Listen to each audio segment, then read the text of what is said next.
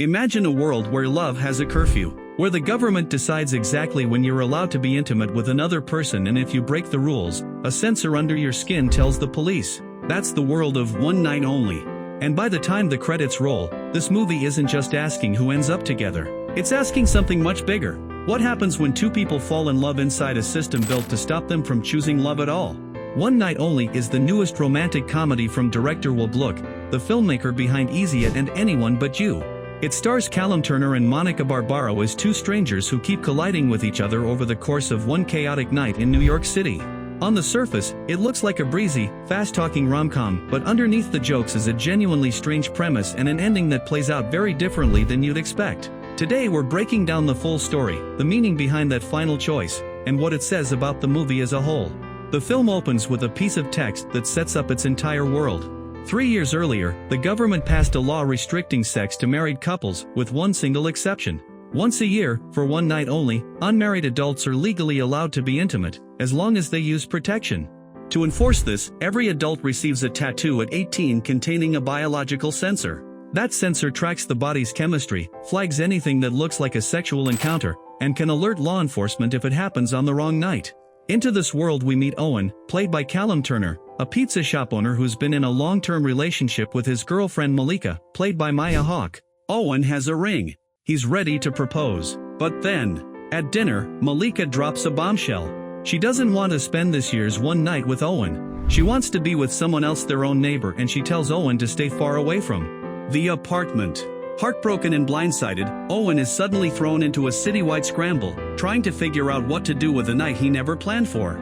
That's where Allie enters the picture.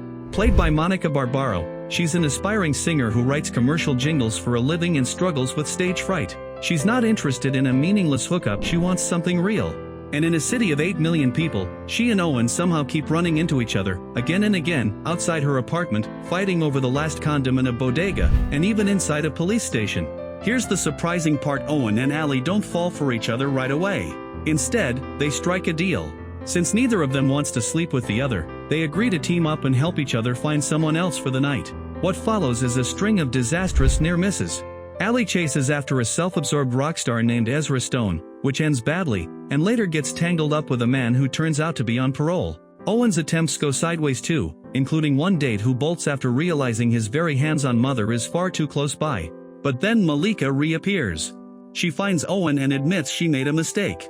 She regrets pushing him away and wants him back. And that's the moment Owen realizes something he didn't expect. He's no longer thinking about Malika at all. Somewhere between the chaos of the night, he's fallen for Allie. The biggest twist comes next, and it's easy to miss on a first watch.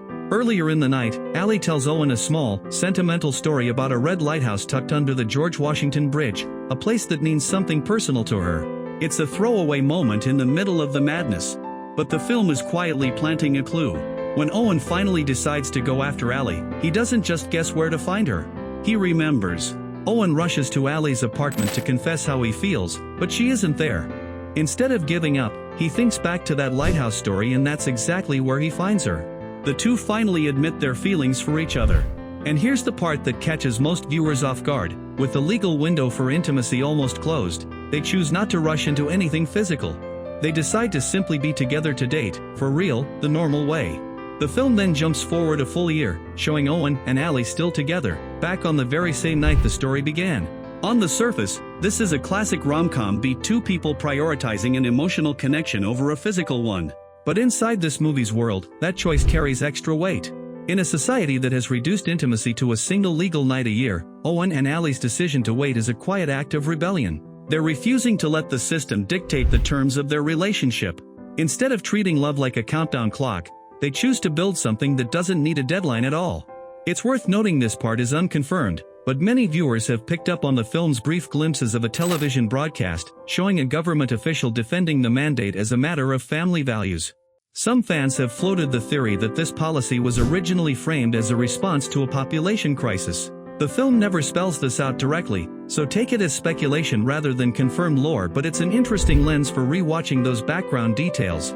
What makes this ending work, at least for me, is that it doesn't take the easy way out. A movie built entirely around a countdown to a legally sanctioned night together could have leaned into that as the big payoff. Instead, it turns the climax into a rejection of the very premise it spent 2 hours building. It's a strange, almost subversive choice for a mainstream rom-com, and whether or not the satire around it fully lands, that final decision between Owen and Allie feels earned. So that's how One Night Only wraps up its story, and what that final choice between Owen and Allie really represents. What do you think the ending really meant? Let me know in the comments.